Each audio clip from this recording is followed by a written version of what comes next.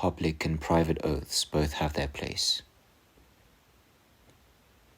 Nevertheless, the issue is not yet resolved, because some believe that only public oaths are accepted, such as those which magistrates demand of us, or which the people swear to their superiors, or which superiors swear to the people, or soldiers to their commanders, and rulers to each other whenever alliances are sealed.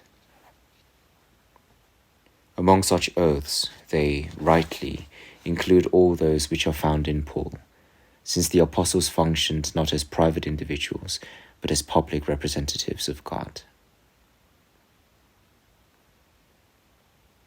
I do not, of course, deny that public oaths are safest, because they are sanctioned by the firmer testimony of Scripture. Magistrates are commanded to compel a witness to swear in matters of dispute, and the witness is obliged to comply. Likewise, the apostle describes it as the remedy which settles quarrels between men. Both magistrate and witness, therefore, have full approval for what they do. In addition, we note that in former times the heathen had great reverence for oaths sworn publicly and solemnly. On the other hand, they had little regard for oaths sworn privately, as if they were of no concern to God. Nevertheless, it is much too hazardous to condemn private oaths which are uttered soberly and reverently when necessity requires, since they are based on sound reason and on precedents from Scripture.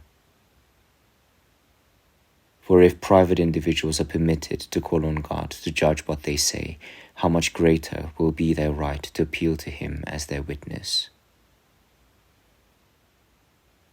If, for instance, your neighbor accuses you of some dishonest act, you will try, in love, to clear yourself.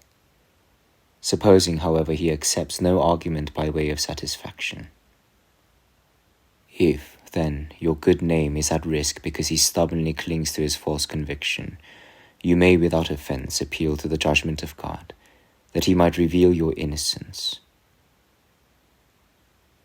If we consider words alone, it is a lesser thing to appeal to God as witness than to appeal to Him as judge.